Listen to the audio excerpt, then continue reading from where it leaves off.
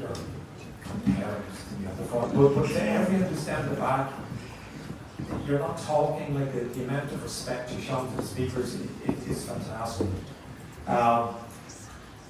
Niamh always does this to me because I'm crap. He said, tell them about the raffle. So I'm going to tell you about the raffle. The raffle's incredible. Like, we've done raffles before, and there are some people who come to our things just because the raffles are great. But this is the best. So here's what we have for the raffle. Dave has given us a whole Meryl Streek merch pack in a spin dizzy bag that is worth entering the raffle for. But it's got the vinyl, it's got the 2 CDs, it's got the dodgy looking hat that people wear, younger people. It's got the patch for the Quest fans, it's got the really lovely badge, and you know, it's coming from Dave to you. So that's fantastic. The other thing, I thought these were all gone. I genuinely, on last week, thought, there's something I'm never going to see. And now I'm going to see 5 of you win it.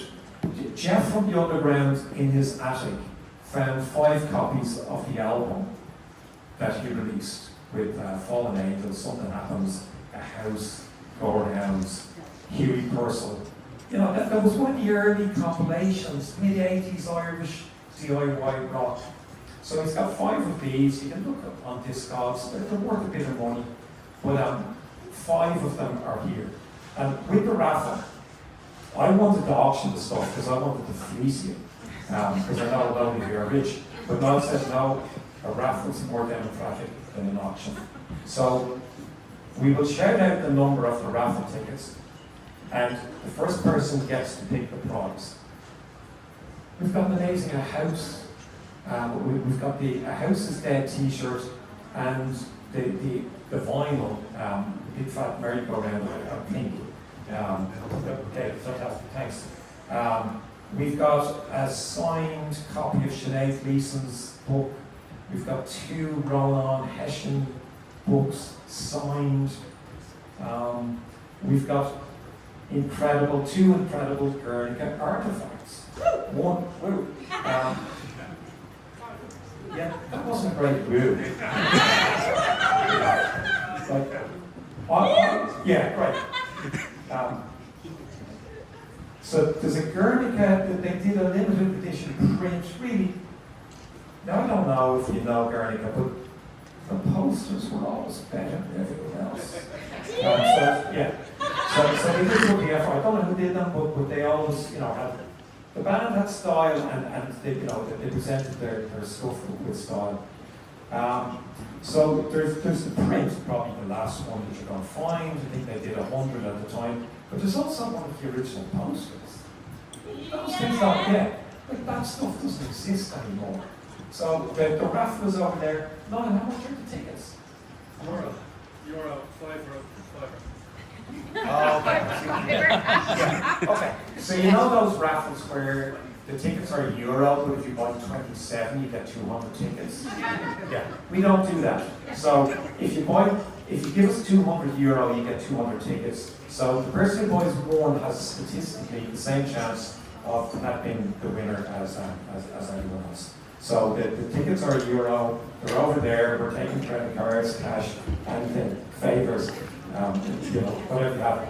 But before the next one, because the next one, we're talking to some people from Compulsion or various other bands that inspired us at the time. But we could do an evening about the Underground. Does anyone remember Aidan Walsh? Yes. Yeah. Correct, the master of the universe. But this was a time in Dublin where if you had that ashtray haircut, if you looked a little bit different, people would let you know that you looked a little bit different, and that wasn't cool in Dublin at that time. So there was a bit of sneering. Dublin people are great at sneering. And it was at the time where if you liked alternative music, that was not Phil Collins, so there was something mentally wrong with you, or Chris Bird. But I I was getting the bus in tonight and I passed 60,000 young ones in cowboy boots. And I thought, great, they've got a different life than I do. But what I thought was, I don't know what Aidan Walsh was doing when he was on tour and Simon Carmody went to bed. Because there are 60,000 people out there tonight dressed up as Aidan Walsh. Yes. And at the time, Aidan was the only person with that look, so I think that we won, because everyone now looks like the people that were not seen as mainstream. So the raffle is over there. There is a queue, but you'll meet people in the queue, and because they're so nice, you won't talk to them. So we'll be here to talk. So if Garret, Joey, and Sid, I'd be delighted to have the next panel.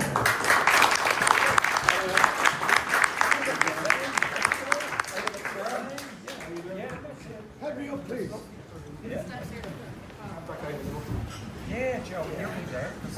Because I saw you the first. Yeah, just Fine. in. Yeah. Oh, yeah. That's when they were kicked.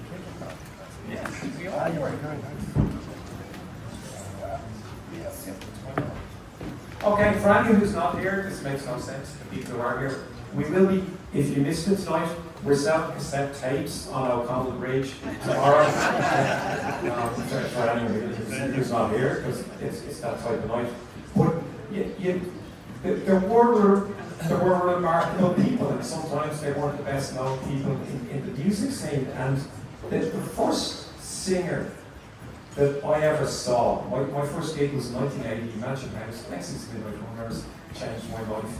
And then, because I went to college, the Spies were booked to play the JCR up the stairs, and I got to see this great band with this great singer and kind of an all-right guitar player. But you know, the singer was what you were looking at.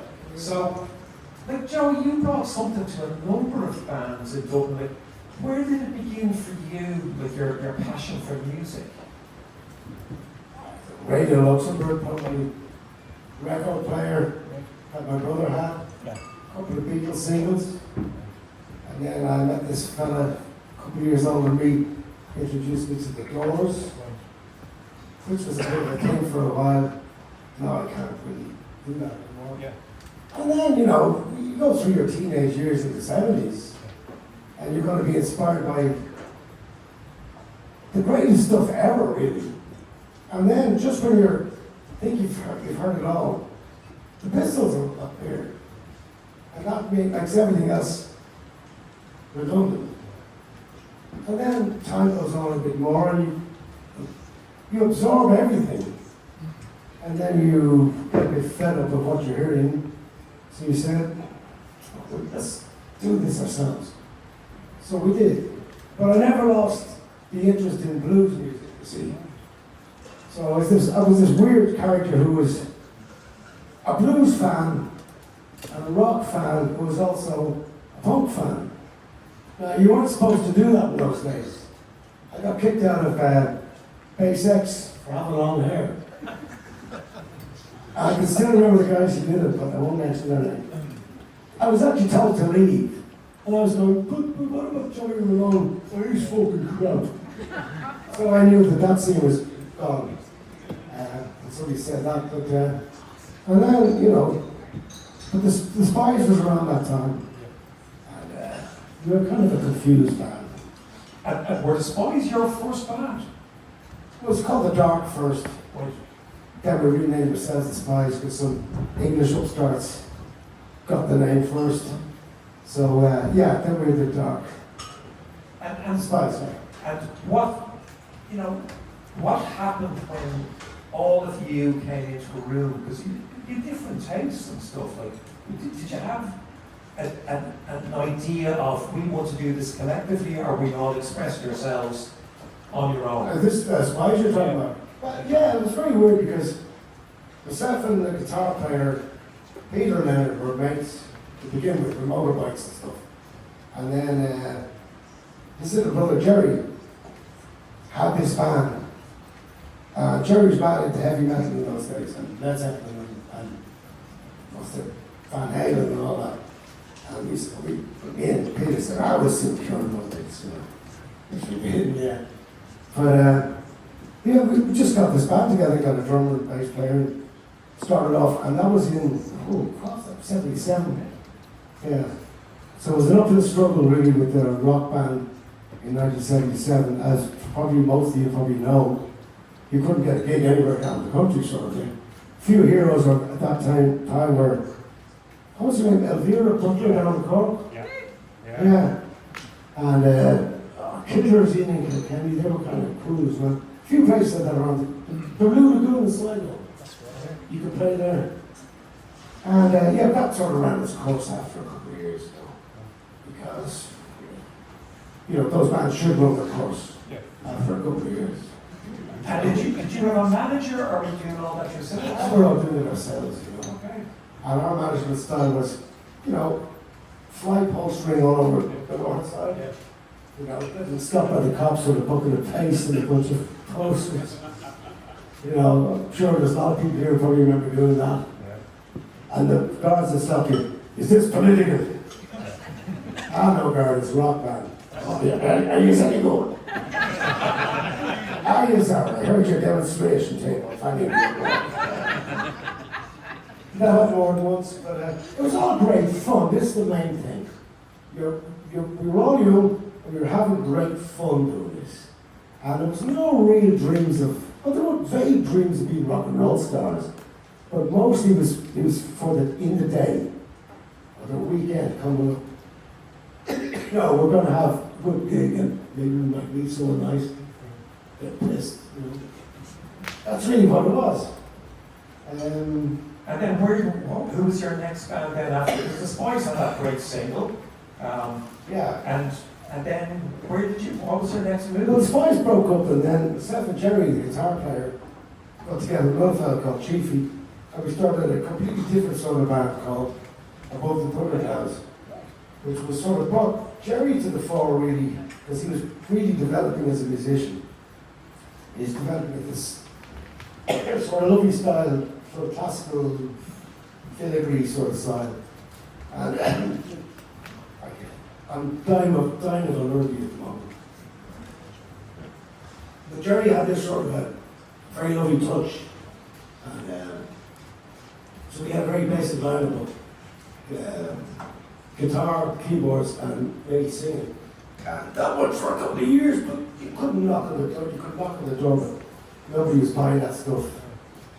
There might have been if we'd been from Sheffield or someplace from Manchester, but no, it didn't work out. So that sort of went to died a death, which I regret to say because it was wonderful stuff, very fulfilling stuff to play.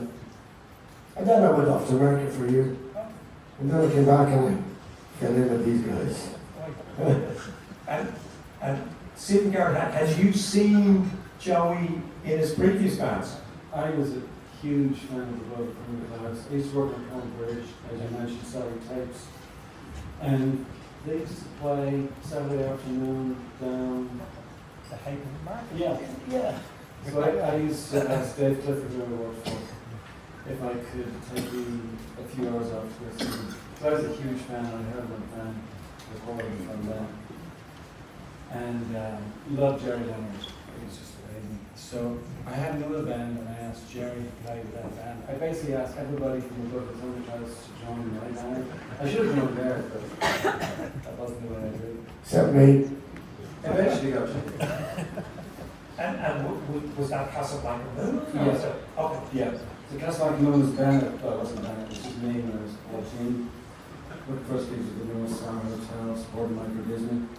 And then I did some Vox Cabaret shows with Bruce and Michael O'Shea. And then I broke up with myself and I started, a few years later I was working with Dave Clifford and we did something with the Golden Horde. We made up an artist called Dwayne Ripley who pretended was a Viet vet and he was coming to Dublin. I don't even know where it started, it was a joke. Aidan Walsh. And we thought we'd make up this artist and he was coming from the States and using that. We had written a song with Simon Cohen again that we don't have any support bands for Brian. The Real Wild West play, and then so we decided to start a band called Amazing Colossal Man, which was a joke. Sure was. Yeah. And I can't remember who was in it. Me and Dave and I think Chiefy, whose name changed to Dipple for some reason, and then Paul from Song of the Animals who became Dapple for some reason.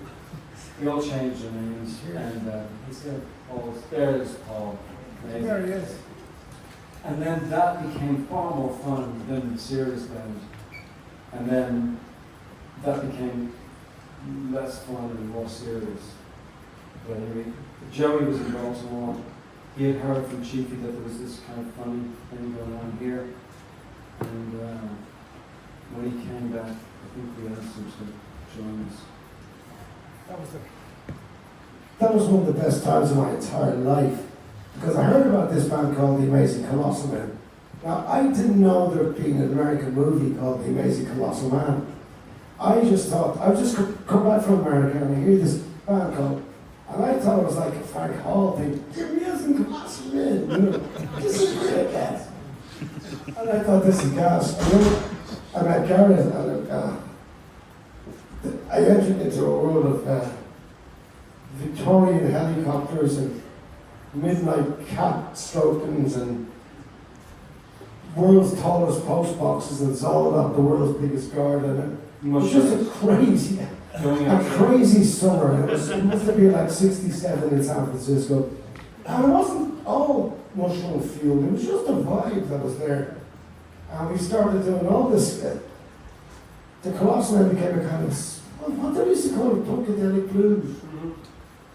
Yeah, punkadelic blues, and it really was crazy stuff. I mean, lots of wow pedals and bubbled machines, and it was just great.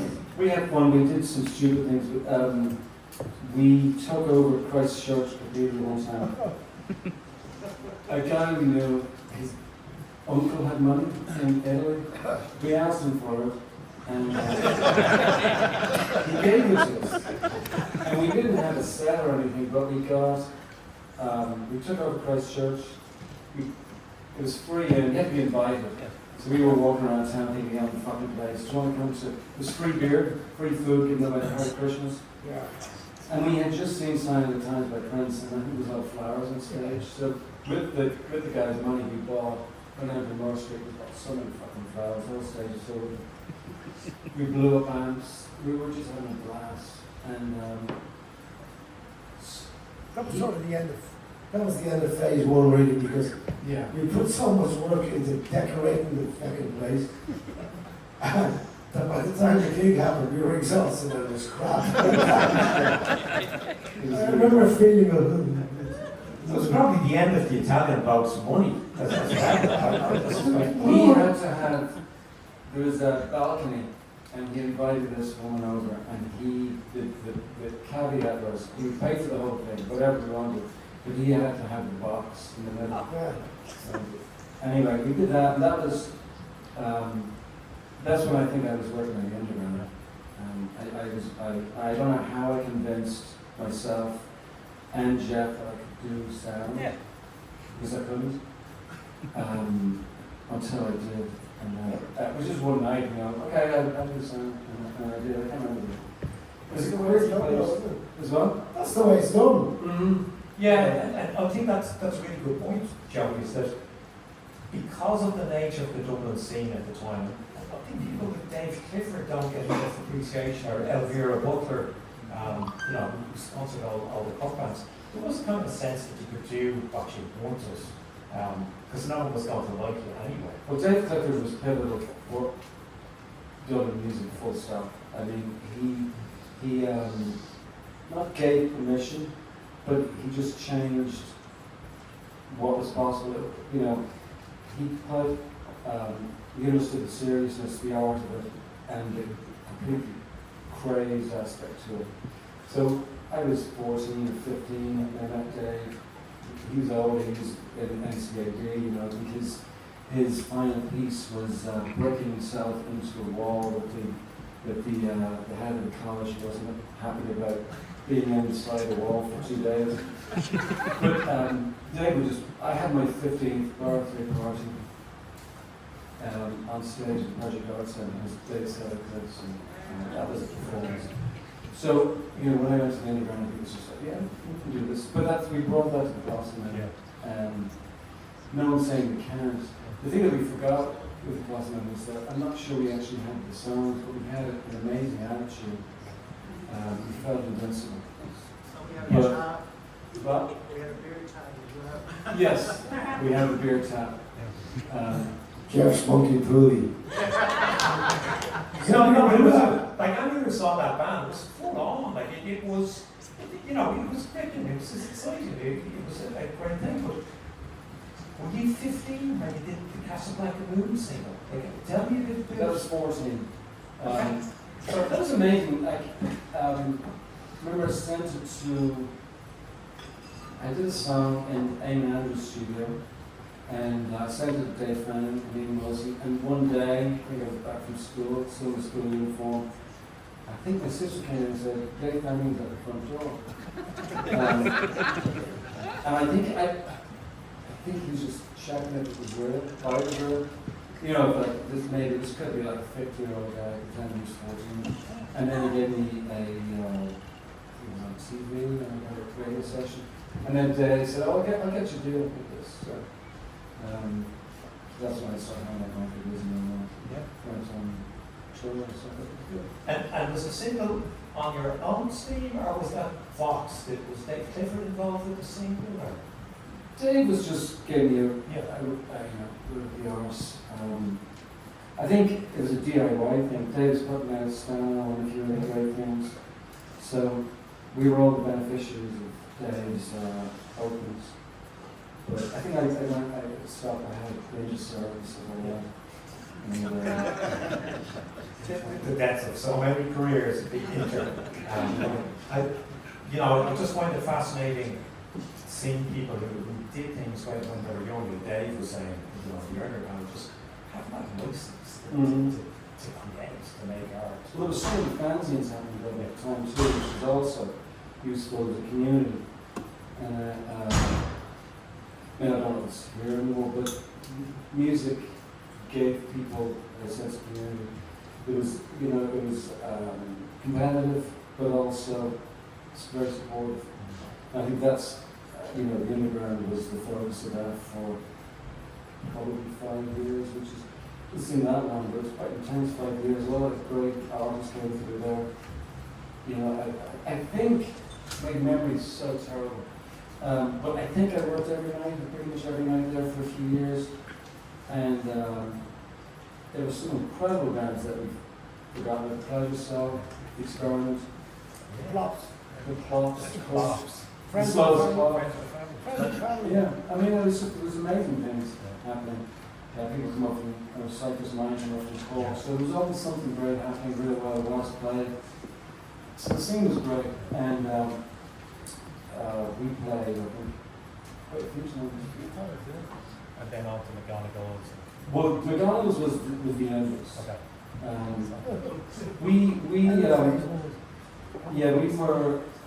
were very provocative. That's when Sid got involved. Not that Sid was the cause of the provocation. we were ready to. Someone said, I won't say who it was, but Dublin doesn't need, Ireland doesn't need amazing cost men, and we don't need them either. Yeah. So we were struggling to get gigs, part because we weren't great, but we were a really great band. We had a lot of potential. People thought we felt great, but it didn't translate exactly to music. We just were a really good band. And then when we got to McDonald's, we were kind of pissed off. And that was I think my brother, who was in Garret with Garret, he accidentally broke somebody's nose in that show because we were encouraging some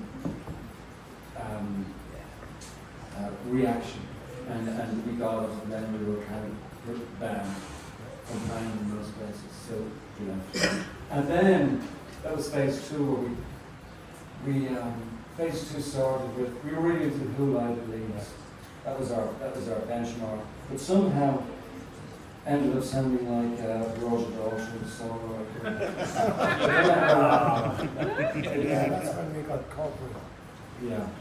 Well, we were like other bands at the time, we got caught up in getting a deal. Yeah. Somehow it was our golden ticket out. And it was, I mean, I had to come back. I wanted to come back, but it did buy us the ticket out.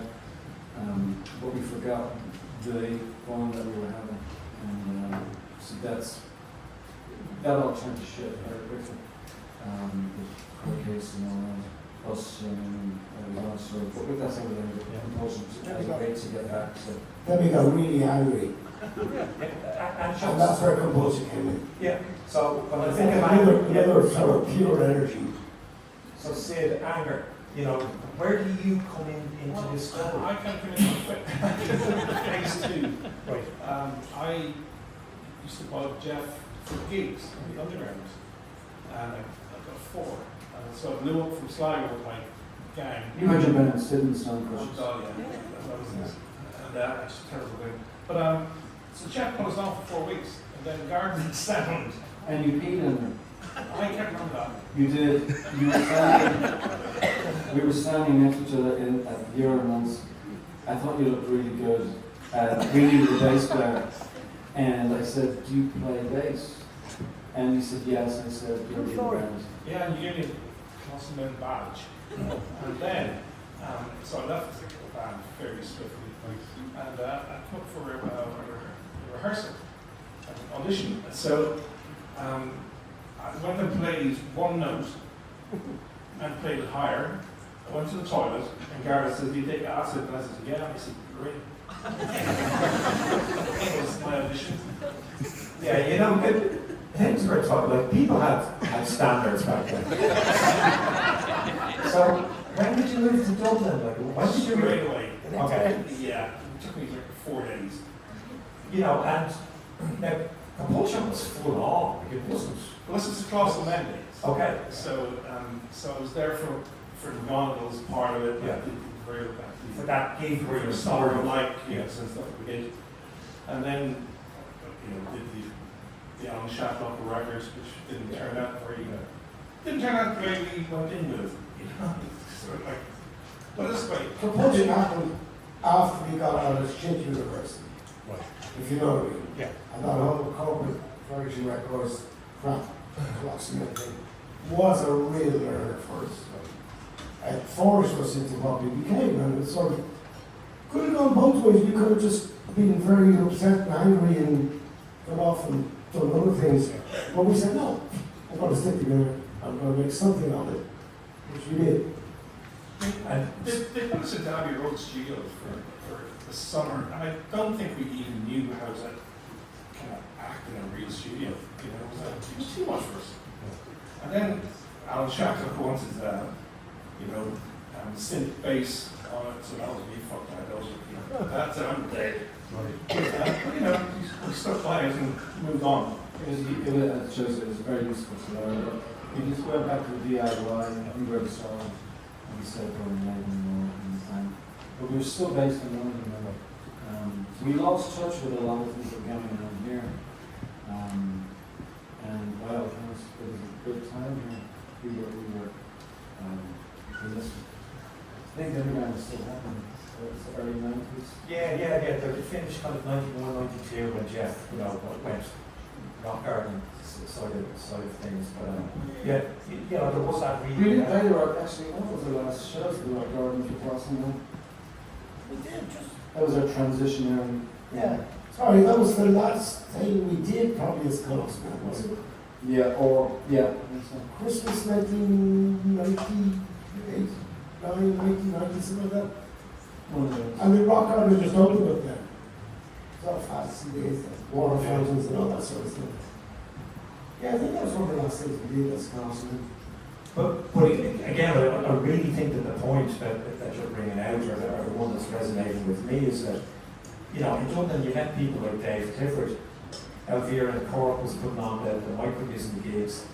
And then a lot of us, you know, you get sucked into this kind of corporate environment in London where you think, oh, that's the centre of the music industry. But, you know, I thought Compulsion was a very, very raw, angry expression of people who seem really comfortable with kind of flying by your own stars, and I think that was, you know, what you did. We were kind of the same thing as, you know, when we lived here as Colossal, we just didn't have the sound. We hadn't figured it out. You know, we had the Guernica sound, we hadn't figured it out yet. And we were interested in punk rock. Actually,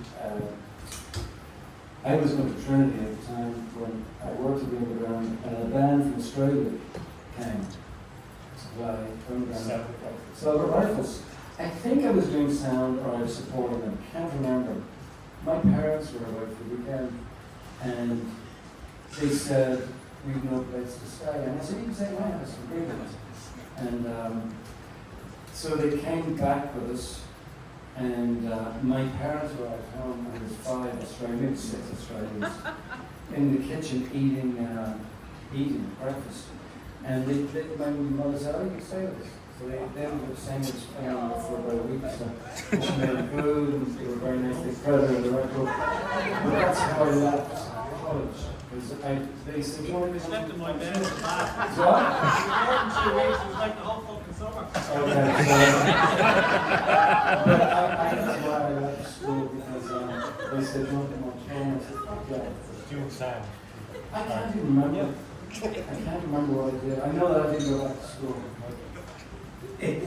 Fantastic gig if you were there. Outrageous good band and in that rock. Now we're out of time for this panel, but again, like the last one, it could have gone on. So thank you so much to